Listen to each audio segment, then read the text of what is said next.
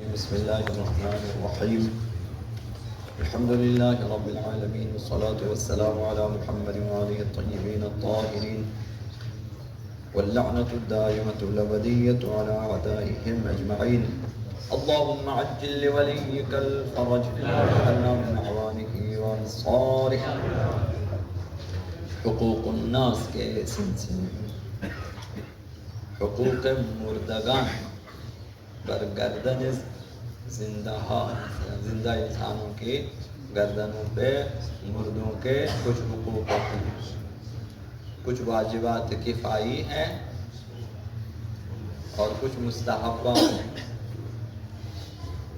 تو واجبات کفائی میں سے عرض کیا کہ جو ہیں قبلہ رخ کرنا اور غسل اور کفن اور حنوط، نماز، دفن، یہ واجبات کفائی ہیں۔ مردے کے سلسلے میں زندہ انسانوں پہ بعض افراد انجام دیں گے تو باقیوں سے ساقط ہے، ورنہ پھر سب کے ذمے برابر یہ واجب ہے جب تک کچھ لوگ انجام نہ دیں۔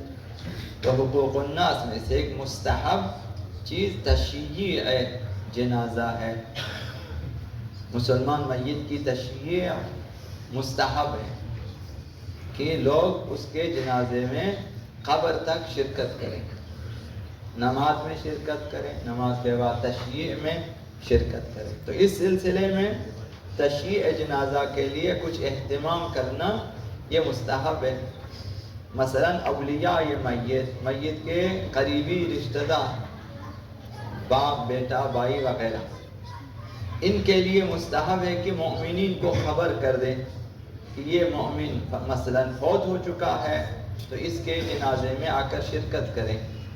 یہ اطلاع دینا مستحبات میں سے ہے، تاکہ جس قدر بھی لوگ شرکت کریں گے ہر نفر کے حساب سے مردے کے گناہوں کی بخشش کے سلسلے میں مفید ہے۔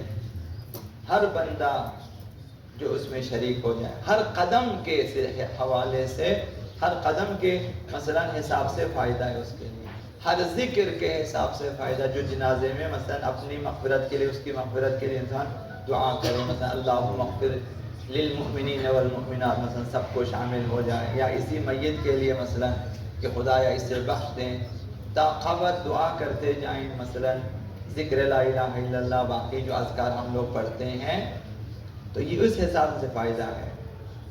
تو یہ ایک چیز ہے۔ دوسری چیز، میت کے چہرے کو اگر چہرہ کھلا ہوا ہو تو کپڑے سے ڈھانپ لیں، لیکن وہ کپڑا سستا ہونا چاہیے، قیمتی کپڑا نہ ہو، چہرہ ڈھانپنے والا کپڑا نہ ہو۔ یہ بھی مستحب ہے، فاخرہ نہ ہو وہ کپڑا۔ جب کسی جنازے پہ نظر پڑے، کسی بھی جنازے پہ، چاہے آپ اس میں شریک ہوں یا نہ ہوں، جنازہ آپ نے دیکھا کہ ایک جنازہ جا رہا ہے تو یہ دعا مستحب ہے کہ انسان پڑھے انا للہ و انا الیہ راجعون، کہ ہم اللہ کے لیے ہیں اور ہم اللہ کی طرف جائیں گے۔ ھذا ما وعدنا اللہ ورسولہ، یہ وہ وعدہ ہے جو خدا نے دیا ہمارے ساتھ کہ انسان بالآخر مرے گا۔ ھذا ما وعدنا ورسولہ، اللہ اور رسول کا یہ وعدہ ہے۔ وصدق اللہ ورسولہ، یہ وعدہ سچا ہے، خدا نے بھی سچ فرمایا اور رسول نے، انسان مرے گا بنا، یہ وعدہ ہے۔ اللہم زدنا ایمانا و تسلیما، پروردگار ہمارے ایمان میں اور تسلیم میں اضافہ کر، تسلیم اہل بیت ہونے میں، تسلیم حق ہونے میں، حق پہ عمل کرنے کے سلسلے میں مثلا ہماری مدد فرما، ہمارے ایمان میں بھی اضافہ فرما۔ الحمدللہ الذی تعزز بالقدرہ وقہر العباد بالموت، یہ دعا کا آخری جملہ ہے۔ الحمدللہ، اس اللہ کے لیے ساری تعریفیں ہیں، حمد و ثنا اس اللہ کے لیے جس نے اپنی قدرت کے ساتھ عزت حاصل کی ہے۔ خداوند عزیز ہے، اپنی قدرت سے عزیز ہے، کسی اور سے لی ہوئی عزت نہیں ہے، اس کی عزت اپنی قدرت کے بلبوتے پہ وہ عزیز ہے، غالب ہے وہ۔ وقہر العباد، بندوں کو مغلوب کر رکھا ہے اس نے موت کے ذریعہ، بندے کے اختیار میں نہیں ہے، بندہ مغلوب ہے، موت غالب آ جاتی ہے۔ خداوند متعال نے موت کو ہمارے اوپر حاوی کر دیا، غالب کر دیا، ہم مغلوب، یہ اقرار۔ تو یہ دعا تشیع کرنے والوں کے لیے بھی مستحب ہے، اور جو ایسے ہی بیٹھے ہوئے دیکھ لیا ایک جنازے کو، اس کے لیے بھی مستحب ہے۔ کسی بھی جنازے کو دیکھا، یہ دعا چند جملے ہیں، اگر یاد کر سکیں مثلا اور دعا کر سکیں، فائدہ ہے۔ تو کلمہ استرجاع جو ہم زبان پہ جاری کرتے ہیں، ابھی یہ آیت ہم نے وقف کر دی ہے مردوں کے لیے۔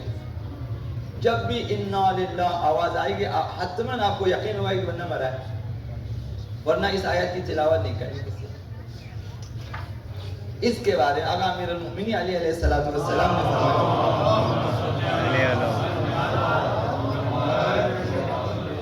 یہ جو ہم کہتے ہیں انا للہ، کہ ہم اللہ کے لیے ہیں، امام نے فرمایا اقرار علی انفسنا بالملک، یہ تمہارا اقرار ہے کہ وہ مالک ہے، خدا مالک، انا للہ، ہم اللہ کے لیے ہیں، وہ مالک ہے، ہم لوگ مملوک ہیں، ہم مملوک حقیقی ہیں، وہ مالک حقیقی ہے، بس ہم مملوک ہیں، ہماری کوئی ملکیت نہیں، ہماری ساری ملکیت اعتباری ہے، قانونی ہے، حقیقی نہیں ہے۔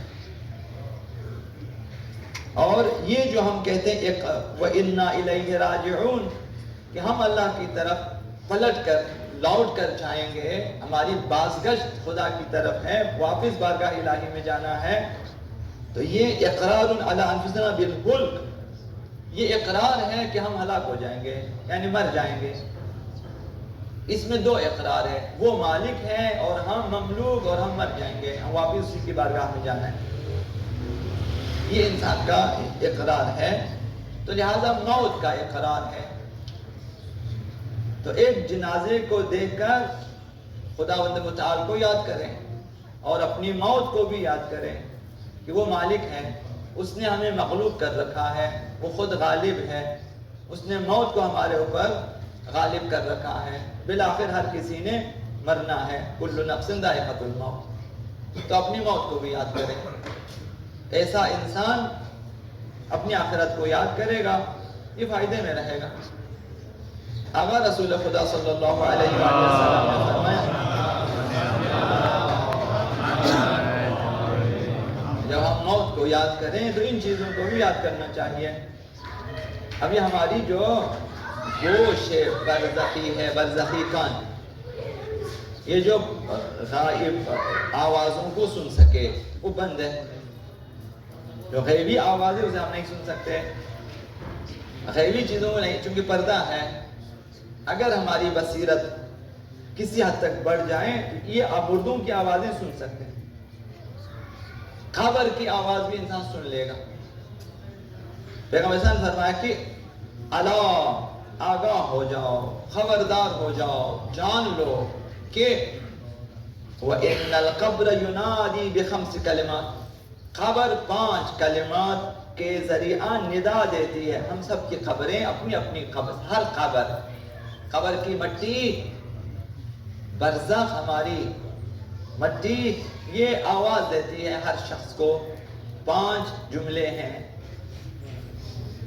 بخمس کلمات، فیقول یا ابن آدم، قبر کی مٹی آواز دیتی، اے فرزند آدم، اے اولاد آدم، انسان کی اولاد، حضرت آدم کی اولاد، تمشی علی ظہری، تم میرے سینے پہ چلتے ہو۔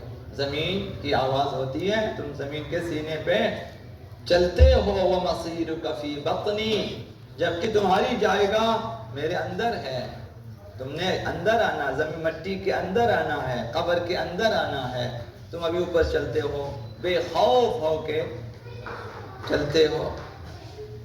یہ آواز، یعنی اپنی قبر کو یاد کرو، قبر شکم زمین کو یاد کرو، اس حفرہ زمین کو یاد کرو، اس گڑھے کو جس میں جانا ہے۔ ابھی خالی ہمیشہ تو اوپر نہیں رہو گے، نیچے آؤ گے۔ یہ ایک جملہ ہے قبر کی فریاد، تم اس وقت میرے سینے پہ چل رہے ہو، میرے اوپر، جبکہ تم نے آنا ہے اندر۔ یہ ایک۔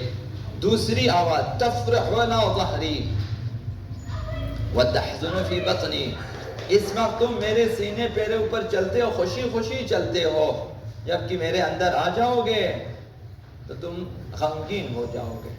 جس قدر یہاں ہنسیں گے وہاں روئیں گے. بےہودہ ہنسنا یہاں پہ منع ہے. فَلْيَضْحَكُوا قَلِيلًا وَلْيَبْكُوا كَثِيرًا. انسان کو چاہیے کہ وہ زیادہ تر رو لے، کم ہنسے. ہنسنے کا اصل مقام نہیں ہے. ہر دفعہ جب ہم قبر کو یاد کریں پھر ہنسی کہاں سے آتی ہے؟ وہ بھی قبر کے عذاب کو بھی اگر ہم یاد کریں، قبر کی تنہائی کو، تاریکی کو، کیڑے مکوڑوں نے جو کھانا ہے، اسے بھی اگر یاد کریں تو پھر ہنسی کہاں سے آئے گی ہماری؟ یہ ہماری غفلت ہوتی ہے. تو یہ دوسری آواز ہے، تفرح علی ظہری، تو میرے اوپر ہنستے ہو، خوشی مناتے ہو. ثم تحزن فی بطنی، پھر میرے اندر آ جاؤ گے قبر میں تو پھر تم غمگین ہو جاؤ گے. تیسرا کلام قبر، مٹی کا کلام. تذنب علی ظہری، میرے اوپر بیٹھ کے گناہ کرتے ہو. وتعذب فی بطنی، جب اندر آ جاؤ گے تو عذاب دیا جائے گا. اوپر گناہ کرتے ہو. گناہ کے بغیر خوشی کا تصور نہیں ہے ہمارے پاس، اکثر لوگوں کے پاس. یعنی اگر خوشی منانا ہے تو گناہ کریں گے، نماز سے دوری اختیار کریں گے، ڈول باجے ہوں گے، گانے ہوں گے، میوزک ہے، موسیقی ہے، فلان رقص ہے، ڈانس ہے، مثلا یہ چیزیں، یہ خوشی کے ہمارے مثلا یہ چیزیں ہیں. کون سی خوشی ہوتی ہے؟ ابھی مومن کی تو خوشی ایسی نہیں ہونی چاہیے. مومن کے لیے تو اہل بیت اطہار نے فرمایا کہ یفرحون لفرحنا ویحزنون لحزننا، ہم اہل بیت کی خوشی میں خوش ہو جاتے ہیں، ہمارے غم میں غم ہو جاتی ہے. مومن کی لیے نشانی آقا صلی اللہ علیہ وسلم نے فرمایا. تو یہ کون سی خوشی ہے جس میں شیطان کو خوش کر کے ہم خوشحال ہو جاتے ہیں؟ اگر شیطان کو بگا دیں آپ جیسے چند افراد جا کے بھائی ہم نے آج ڈول باجے گانے نہیں لگانے مثلا، وہ اکثر ناراض ہو جائیں گے. بھائی یہ تو پھر شادی ہی نہیں ہوئی. یعنی شادی یعنی یہ کہ ڈول باجے بھائی ایک رات خوب گناہ کریں، یعنی ہم نے شادی کر دی ہے. یہ کون سی شادی ہے؟ اس میں صرف دشمن شاد ہے، شیطان شاد ہے، اور انسان کی روح رو رہی ہے، انسان کی معنویت رو رہی ہے. ہر گناہ یہ جو ہم لوگ انجام دے دیتے ہیں خصوصاً شادیوں میں، یہ توہین خدا ہے، توہین شریعت ہے، توہین اہل بیت ہے، توہین امام زمان. یہ ہماری خوشی ہے. قبر کی آواز یہ ہے کہ تذنب علی ظہری، میرے اوپر آ کے گناہ کرتے ہو، پھر اندر تمہیں عذاب دیا جائے گا. یہ چوتھی آواز تضحک علی ظہری، ہنستے ہو، میرے اوپر بیٹھ کے ہنستے ہو. تب کی فی بطنی، اندر آؤ گے تو رو لو گے، یہاں رونا پڑے گا اندر قبر میں. تأکل الحرام علی ظہری، پانچویں آواز، آخری آواز قبر کی فریاد یہ ہے، تأکل الحرام علی ظہری، میرے اوپر بیٹھ کے حرام کھاتے ہو، دوستوں کا مال کھاتے ہیں، رشتہ داروں کے مال کھاتے ہیں، اور مثلا تاجر حضرات مثلا ناپ تول میں جو لوگ کمی کرتے ہیں مثلا دوسرے تیسرے لوگوں کے مثلا مال کھاتے ہیں. وَتَأْكُلُكَ الدِّيدَانُ فِي بَطْنِ، تم جب اندر آؤ گے تو کیڑے مکوڑے تمہیں کھائیں گے. کیا حال ہوگا انسان کا کہ ہم دفنا کے ہمیں لوگ چلے جائیں گے گھروں کو، آرام سے بیٹھیں گے کہ آج ہم تھک گئے، یہاں جب قبرستان گئے تھے بہت دیر سے، مثلا قبروں کو اتنی دیر ہم آرام سے لیٹ جائیں گے، اس بیچارے کو اندر کیڑے مکوڑے آ رہے ہوں گے ہر طرف سے، سانپ بچھو وغیرہ وغیرہ، جو برزخی عذاب ہے، جسم کو بھی کھائیں گے اور روح کو بھی تکلیف ہوگی ساتھ ساتھ. تو یہ دنیا ہے جو اس طرح سے ہمیں دھوکہ دے دیتی ہے. تو تشییع جنازہ میں جب جائیں انہیں یاد کرنا چاہیے. بہت کم افراد ملیں گے آپ کو کہ جو روتا ہو اور وہ مردے کی خاطر روتا ہو، باقی سب اپنے لیے روتے ہیں. مردے کی خاطر کہ اس کا کیا بنے گا، اس کے لیے اگر کوئی رویا تو پھر بتا دو کہ بھائی مجھے ان کی فکر ہے، نہ کہ اپنی، کہ ان کا کیا بنے گا. یہاں تو زندوں سے آپ پوچھیں بھائی آپ کیوں رہے، تو ہم یتیم ہو گئے. آپ خواتین آپ کیوں رہے، بھائی ہم بیوہ ہو گئے. بھائی تو اپنے لیے روتے ہو، وہ اپنے لیے. ہم بابا سے جدا ہو گئے، ہم یتیم ہو گئے. تم یتیم ہو گئے تو بابا کے لیے کون روئے گا؟ ابھی کوئی نہیں روتا اپنے بابا کے لیے، وہی جو ابھی فوت ہو چکا. اب اپنے لیے میں یتیم ہو چکا ہوں، اس لیے میں بیوہ ہو چکا ہوں، اس لیے مثلا سب اپنے لیے رو رہے ہیں، اس مردے کے لیے کہ جو ابھی قبر میں ہے، اب نکیرین آئیں گے، سوالات کریں گے، اور اب قبر کی مٹی اور قبر کے کیڑے مکوڑے جو خداوند متعال نے مسلط کر رکھا ہے، اب کیا بنے گا؟ ساری رات نیند نہیں آنی چاہیے۔ مردے بیچارے کو ادھر چھوڑ کے آتے ہیں، کم از کم 2-3 دن سیدہ کائنات سلام اللہ علیہا نے آقا امیر المومنین سے فرمایا کہ مجھے دفنا کے آپ واپس نہیں جانا، بیٹھے میرے قبر پہ، مجھے تنہا نہ چھوڑیں، قبر کے اوپر بیٹھ کے دعائیں پڑھنی چاہیے، سورہ یاسین پڑھنا چاہیے، قرآن پڑھنا چاہیے۔ بہت افسوس ہے کہ مردے کو دفنا کے واپس آتے اپنے اپنے گھروں میں تنہا ہے ادھر، وہاں آس پاس میں، وہاں پہ ساتھ میں کوئی خیمہ نصب کریں، وہاں اچھے قرآن خوانوں کو وہاں بٹھائیں، نہ کہ انہیں جنہیں قرآن کا زیر زبر بھی نہیں آتا، ہجا بھی نہیں آتا، ان کو بٹھایا ہوا ہے، اور آپ چونکہ امیر، آپ نے پیسے دے دیے بھائی، گول ٹکا کر دیا بھائی، کتنے قرآن ختم نہیں پڑھتے، اچھے اچھے لوگوں کو بٹھا دیں، اور ساتھ میں بیٹھنے کے لیے، ابھی یہاں تو نہیں، ہمارے ہاں اتنا اچھا رواج ہے کہ وہاں فاتحہ قبرستان میں ہوتا ہے، ٹھیک قبر کے پاس، وہاں دریا بچھی ہوتی ہیں، چائے مائی وہیں پر، سب وہیں فاتحہ پر، گھروں میں نہیں جاتے، مثلا یہاں ادھر سارے آ کے بارگاہوں میں مثلا تکیے لگا کے ادھر بیٹھ کے مردہ، وہیں پر 2-3 دنوں تک فاتحہ ہونا چاہیے تاکہ وہ مردہ وہاں تنہا نہ رہے۔ اہل بیت اطہار خوف کھاتے تھے تنہائی سے، کم از کم چند دنوں تک، حد اقل 3 دنوں تک وہاں پہ چند قرآن خوانوں بٹھا لے، مسلسل 24 گھنٹہ قرآن پڑھیں، آپ باری باری پڑھیں، بے شک 2-2 گھنٹے 3-3 گھنٹے کر کے۔ خلاصہ مردوں کے بارے میں اپنے بارے میں ابھی سے مثلا بتا کے رکھیں کہ بھائی اس طرح سے کریں۔ اللہم انا نسألک و نتوسل علیک